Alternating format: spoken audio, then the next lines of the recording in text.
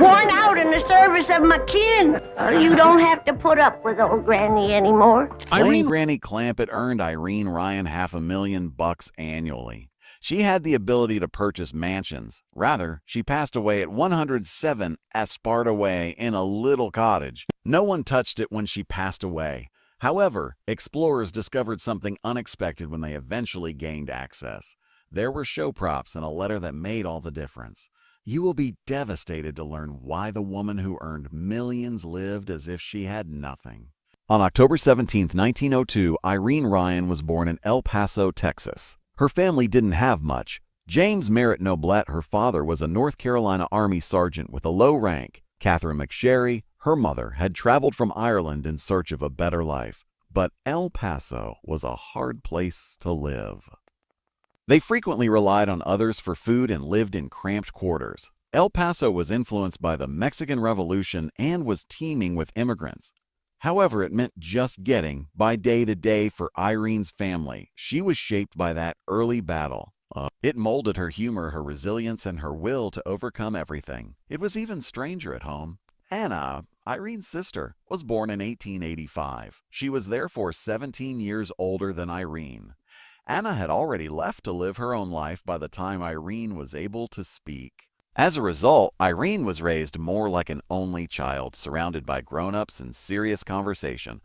She developed her ability to amuse herself. She quickly gained independence. She gained a keen mind and a strong sense of self from that upbringing, which eventually helped her thrive in the entertainment industry. At the age of 11, she experienced her first genuine taste of applause. She performed Pretty Baby at an amateur competition held at the Valencia Theater in San Francisco in 1913. She took home the $3 top prize. Today, that would be almost $98. It was like winning a treasure for Irene. The applause from the audience fueled her. She needed it, not just enjoyed it. She learned from that $3 moment that acting could help her escape poverty. It marked the beginning of everything. Irene made a daring step at the age of 14. In California, she intended to work for a stock theatrical company, but the regulations prohibited anyone under the age of 16 from doing so. They believed her when she lied and claimed to be old enough. Her life was altered by just one untruth. It led her to the stage where she demonstrated her belonging. She made a statement rather than merely getting by. Her unwavering perseverance and natural talent got her a berth. It worked, but it was dangerous. She had a taste of what life in theater may be like because of that opportunity. She made another significant decision 2 years later. At 16, she left high school. Irene had a dream, although most girls her age were still in school. She performed virtually every night after joining traveling theater companies. She endured the harsh life of the stage for 4 years. She developed her ability to maintain the interest of an audience. She practiced her presence, voice, and timing. She was more than just another actress by the time she was 20. She was an expert. Another event that would alter everything occurred in 1922, the same year. Tim Ryan was introduced to her. They clicked right away, and he was also in vaudeville. They got married a few months later. They evolved from husband and wife to a team. Their act took off, and they introduced themselves as Tim and Irene. Together, they made people laugh in theaters across the nation, and vaudeville was the lifeblood of American comedy at the time. Their style, chemistry, and timing were all effective. They were excellent, not merely fine. They became well known for an act called Dumb Dora. Tim portrayed the irritated husband, and Irene played the foolish, naive wife. The audience adored it. Tim's catchphrase, "Will you stop?" gained such much popularity that it was used as the title of one of their 1937 movies. The fact that many believed Irene was that ditzy just served to highlight her talent.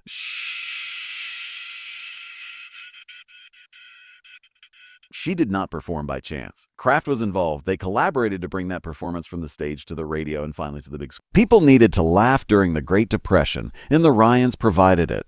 They produced 11 comedic shorts with instructional images between 1935 and 1937. 11 movies in 2 years was a demanding pace, but they managed it. Among their best-known shorts were Will You Stop?, Hamlet, and Eggs and Family Troubles. These movies had a national audience since they were shown in cinemas all throughout the nation. They were also chosen to take Jack Benny's place on NBC The Jell-O Summer Show in 1936, which was a significant accolade at the time. They were everywhere. Individuals were unable to get enough of them.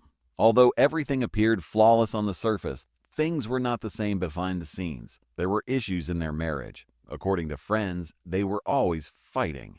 They began to wear down from traveling, working side by side, and being under pressure, but they continued to smile in public because they were professionals. They continued the performance. However, the tension continued to rise until it reached a breaking point. After 20 years of marriage, they got divorced in 1942. Both the industry and their fans were shocked. They have been one of the industry's most popular comedic teams. However, they were now separating. There were no big headlines or public scandals. The news, nevertheless, impacted hard. Even after the divorce, Irene continued to go by Ryan. It was now more than simply a moniker, it was who she was. She decided not to get married again. She responded, "My partner is the stage and my family is the audience," when questioned about it afterward. That remark encapsulated everything. Love stories didn't interest her. One of her passions was performing. Irene and Tim continued to collaborate occasionally even after their divorce. Although infrequent, it demonstrated their continued regard for one another. Irene saw the breakup as more than just a relationship ending. It marked the beginning of her ascent on her own. Television was only getting started while vaudeville was dying. Furthermore, Irene Ryan was far from done. Irene Ryan and her husband Tim were given a chance that most vaudeville performers could only hope for in the summer of 1936. On NBC Red Network, they were invited to stand in for Jack Benny. This was more than a summer job. It served as a test. Fans expected greatness from Jack Benny, who was already a radio giant. The Ryans took the airwaves with their well-known dumb door acts. Irene portrayed the disorganized wife. The straight man was Tim. They had a good chemistry.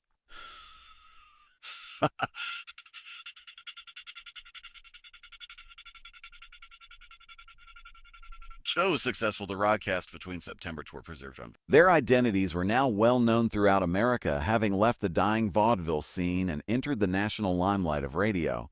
However, the path ahead was not easy. Tim and Irene got divorced in 1942.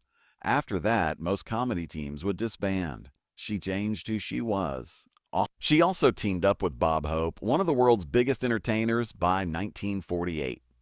She went on his radio broadcasts and toured with him for 2 years. She was more than good. Hope began referring to her as the woman who makes Bob Hope laugh because she was so hilarious. It was a crown, not a compliment. Bob Hope was hard to make fun of, both on and off stage, but Irene did it repeatedly. She stood out because of it, and her talent alone let her carve out a niche for herself in a world of fast-talking, male-dominated comedy. It was more than simply studio work, though.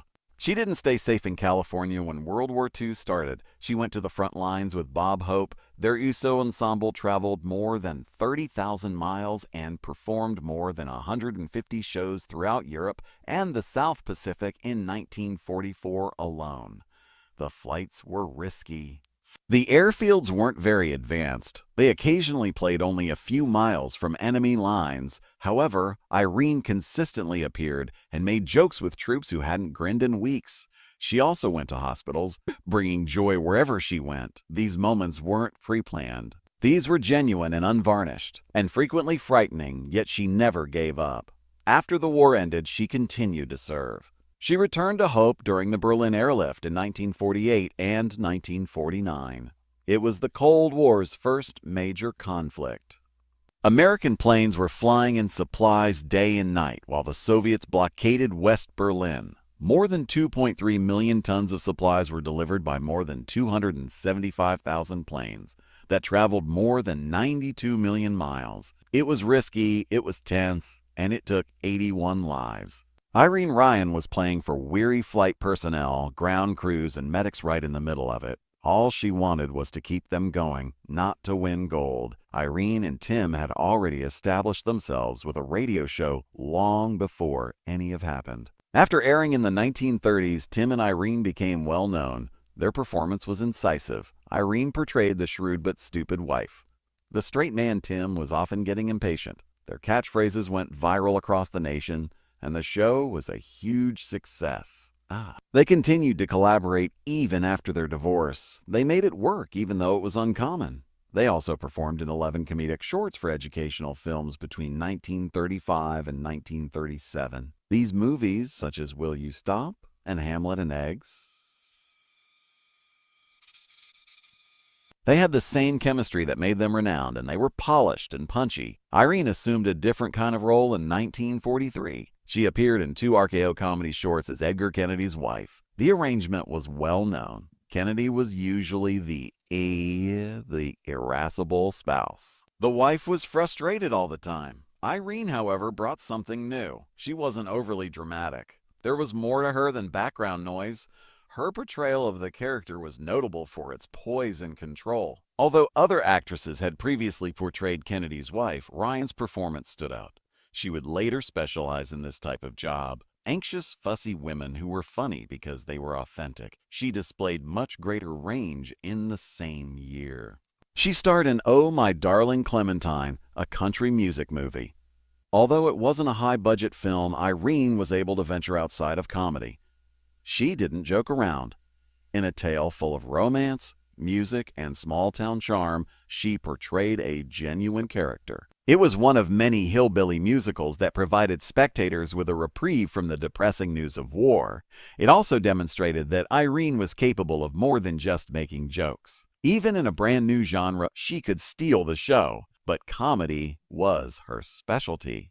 At an incredible rate, she and Tim Ryan produced 11 comedic shorts between 1935 and 1937. The work wasn't as stupid as the titles suggest. These movies were made to emphasize their delivery and timing. Additionally, they gained so much popularity that Tim's quip, "Will you stop?" took off. Their continued collaboration after their breakup was a testament to their professionalism. It was training, too, for Irene. She learned how to steal a scene, land a joke, and make it in a field that never made life easy for women in these roles. While there was consistent work in the late 1940s and early 1950s, there was no stardom. She continued to be cast in the same kinds of parts by Hollywood. Talkative aunts, neighbors, and nurses, she starred in movies such as Rockabilly Baby, 1957, and Half Angel, 1951. She was always the sidekick and never the leader, yet she consistently showed there on time and prepared. She first appeared on television in 1955 on The Danny Thomas Show after landing a role on The Jack Carson Show in 1946. Irene persisted when others gave up. However, there were opportunities lost behind the scenes. She was approached for larger jobs, but each time they passed them to someone else. Politics, perhaps. Perhaps it was anti-vaudeville bias. Perhaps it was simply terrible luck. For whatever reason, she was tormented by those near misses. She claimed that she always waited for the axe because she was afraid of losing her job.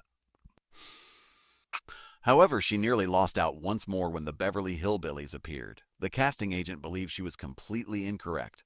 Irene Ryan had performed comedy, radio, and vaudeville. However, it didn't shout, "Tough hillbilly matriarch." In his opinion, she didn't sound or look like Granny Clampett, and she most definitely didn't feel like her. Ryan, however, was not the kind to give up easily. She has worked in show business for years for meager pay. She had no intention of letting a single viewpoint decide everything. She avoided him. Taking up the phone, she dialed Paul Henning directly. Her life was altered by that call. She didn't plead. She posed a challenge. "To persuade you, do I need to go home and put on my shawl and gray wig?" Henning didn't anticipate that line. It was more than sass. It was assurance, accuracy, and complete command. She was aware of Granny's identity and made it plain that no one else could make her come to life. Henning paid attention. He actually tried her out. She arrived without waiting for inquiries. She transformed into Granny as soon as she entered the room. Speech, gait, gaze, rage, and laughter. If people didn't behave, she threatened to take them to the woodshed. The change was immediate. Breathing halted for everyone in the room. She wasn't trying out. The role was hers. There was no argument. She possessed it. However, there were still issues with the manufacturer. Paul Henning was hesitant to hire a woman of her age. TV shoots were harsh and time-consuming. Scenes can take place between 7 in the morning and 5 at night. Under such strain, the majority of actresses her age would have crumbled. Ryan did not recoil. She warned Henning that if they cast a younger person, they will burn out. I'll go around in circles around them if you cast me. She was correct. She did. It was more than simply words, either. It was more than simply words. She supported it each and every day. The majority of people are unaware of this. Buddy Ebsen, who portrayed Jed Clampett, was just a few years older than Ryan. She played his mother-in-law on screen. They were almost the same age off screen. It was genuine magic, makeup, and acting. She donned bulky clothes, prostheses in big wigs. Her body language, however, was what made the difference. She had an elderly gait. She spoke like one. She had the impression of being one. And the crowd took it at face value. Irene Ryan was doing something amazing underneath all the jokes and moonshine bottles. Granny Clampett was an obnoxious, unyielding firecracker. Ryan, however, offered her layers. Heart, anger, pride, and tradition were all present. She was serious. The world took notice of her power. Ryan received consecutive Emmy nominations for Outstanding Lead Actress in 1963 and 1964. She was standing next to people with names like Shirley Booth and Mary Tyler Moore. She deserved it. What about the cash? It was enormous. When the show's popularity peaked, Irene Ryan was earning $500,000 annually. In the 1960s, that is. The typical cost of a home in those days was under $20,000. The average person earned little more than $6,000. She didn't waste the celebrity money that Ryan was earning. Ryan played it smart while other celebrities squandered their fortunes on parties, vehicles, and poor investments. She purchased real estate. She purchased stocks. She led a modest life. Just her job, her pals, and her cats. No mansions, no crazy evenings. Her home was discovered largely undisturbed, peaceful, simple, and brimming with memories following her death in 1973. A woman's existence captured in time, without a private theater or a gold-plated restroom. She didn't stop at saving either. She returned the favor. Correct. She donated her $1 million inheritance, which is currently worth over $6 million, to establish the Irene Ryan Foundation, a scholarship for young theater students, despite the fact that she had no children and no direct heirs. She offered thousands of others a chance at the stage, but she never had children of her own. Fans are frequently shocked by one aspect of her legacy, though. Nobody knew who she was off screen. Irene Ryan didn't resemble Granny at all without the wig, the makeup, and the clothing. She was graceful, slimmer, and younger. On-set crew members occasionally gave her a second look. People passed her without noticing. She adored it. She relished the independence, seclusion, and capacity to blend in with the people without being detected. The rheumatism medicine, her most well-known on-screen joke, wasn't merely for laughs. Her humor relied heavily on that moonshine. She employed it as an anesthetic, a remedy, and even a weapon. It was so potent, the show said, that you couldn't uncork it next to an open flame. She carried it around, filled jars with it, and smelled it so strongly that it almost made people faint. Not only was the white lightning amusing, it was cultural. She proudly held it as a tribute to mountain medicine, ancient customs, and a vanished way of life. There was more to Granny's past than most people realize. She was descended from the Confederacy. She cherished Jefferson Davis. She detested revenuers and Yankees. She wasn't sprinkled. She was a dunked Baptist. She has family conflicts. Her perspective was straight out of the 19th century.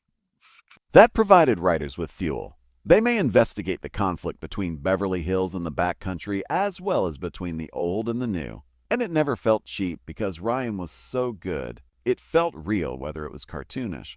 Irene Ryan was a childless woman. She had no children from either of her marriages. Her second marriage lasted 15 years and was to Harold E. Knox. There was only a silent separation in 1961, no drama or scandals. She put all of her attention into her career just before she became famous, never got married again, and left a legacy that was incalculable in terms of magazine covers and red carpets. Irene Ryan stood at a pivotal moment in 1971 when the Beverly Hillbillies came to an end. With a brand new TV series based on her grandmother persona, she had the opportunity to maintain her notoriety. She declined it, even though it would have meant a smooth transition into retirement, more screen time, and consistent income. She had something to prove, even at 70 plus. Furthermore, it wasn't broadcast on TV. She aspired to dominate Broadway, not merely make an appearance. The majority of performers in her age range would have clung to the safety of television. Ryan abandoned it entirely in pursuit of a desire she had harbored for many years. Everyone was taken aback. It was almost unheard of for an older TV personality to enter a theater. Ryan didn't care, though. Comfort was not what she sought. She wanted to be respected. And she understood. Bob Fosse himself chose Ryan to play Berta in Pippin, one of the year's most anticipated Broadway performances, in 1972. Her heritage wasn't all that she was. She swung on a trapeze while performing her own song, No Time at All. Every night, she brought the house down with her heartfelt singing while hung above the stage at the age of 70. She was adored by the audience. The critics did the same. She wasn't merely surviving, she was taking center stage. While they were there to witness Fosse's genius, they also spoke about Irene Ryan when they left. She had become a Broadway sensation after becoming a sitcom matriarch. Then the acknowledgement arrived. She received a Tony Award nomination in 1973 for Best Featured Actress in a musical. Her performance was praised by critics as regal yet sensual, the ideal balance of humor and passion. She was one of the oldest candidates in Tony history at the age of 70. She was recognized by the New York Drama Critics Circle for bringing passion and charm to the stage. She even stole every scene, according to the New York Times, demonstrated that elderly women may still hold leadership positions in a field that frequently ignores them. She was thriving, not simply getting by. But everything changed after only 5 months of Pippin's tenure. When Ryan finished her huge number on March 10, 1973, she fainted as she left the stage. The audience initially believed it to be a theatrical element. No, it wasn't. She had experienced a severe stroke. The performance abruptly ended. The paramedics showed up. Within hours, the news was reported to the media. The fans were taken aback. Her dream of being on Broadway had turned into a nightmare. Back in California, she was flown. The stroke was initially treated by doctors, but examinations showed something much worse. Ryan suffered from glioblastoma, a deadly, rapidly spreading brain tumor. It couldn't be operated. Weeks, not months, were used to evaluate survival back then. 6 weeks later, she passed away on April 26, 1973, when he was 70 years old. Her Broadway career never came to an end. Her Tony results were never seen.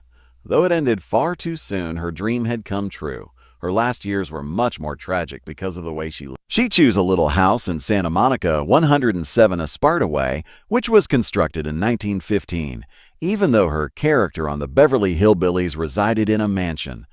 There are only mint green cabinetry, a garden with bougainvillea, and an antique stove, no marble floors or crimson carpets. She didn't care that she could have purchased a palace. She wants silence. She wants solace. She preferred the actual world than the one depicted on television. She opted for simplicity despite having $10 million her name. When she passed away, the house started to fall apart. Nobody took up residence. The garden grew out of control. The roof gave way. Windows broke. The path was sucked up by weeds. Her admirers gasped. How could someone so wealthy and adored end up forgotten in this manner? However, it made sense to some. Peace had always been more important to Irene Ryan than prestige. The house was a true reflection of her even in death. Then the discoveries started. Urban adventurers crept in. Her house was transformed into a time capsule by what they discovered. The Beverly Hillbillies props were still in place. Stacks of old scripts including her scribbled notes, a broken teacup, and her hat. Thousands of fan letters, their words still full of love, their ink fading. Additionally, there was a sealed letter with Irene Ryan's signature on the front in one dusty drawer. It contained her last letter. It was a confession, not only a farewell. She never mentioned the identity of the secret lover she wrote about. She wrote on the agony of being well known but feeling forgotten, as well as loneliness. Regarding the treachery she experienced in Hollywood, it was honest about the things she had never said in public. Sincere and devastating. Millions of people love her, yet she is still plagued by the things she was never able to have. Glioblastoma and arteriosclerotic heart disease were the two causes indicated on her death certificate. However, it omitted the fact that the world was ill-prepared to lose her. It devastated her co-stars Paul Henning, Buddy Epson, and Max Baird Jr. They carried Paul's. Honorary ones were Bob Fosse and Bob Hope. Her on-screen granddaughter Donna Douglas even came to bid her farewell. The funeral wasn't the only event. The curtain call was the last one. The entertainment industry froze. She was laid to rest in Santa Monica's Woodlawn Memorial Cemetery. Her sister's crypt is adjacent to hers. Granny was the only word written on her gravestone. Her entire tale was revealed by that one name. To her supporters, she would always be Granny Clampett, even though she was Irene Ryan to the outside world. One final surprise followed. Beyond recollections, she left behind more. She bequeathed more than $1 million. She didn't leave it to her family, though. She didn't have any kids or close family. She offered it to strangers instead, young performers who were pursuing the same goal she had. The Irene Ryan Foundation, which she founded, continues to operate today. Grants scholarships and assistance for college theater students. Each of the 16 regional champions receives $500. Her contribution endures even after her death, as 2 national winners receive $5,000 annually. That's the legacy of Irene Ryan. A woman who gave her all to the next generation, walked away from comfort, swung on a trapeze at the age of 70, and whose memory lives on in the ruins of a dilapidated house, in an old letter, and in the dreams of actors who never knew her but owe her everything.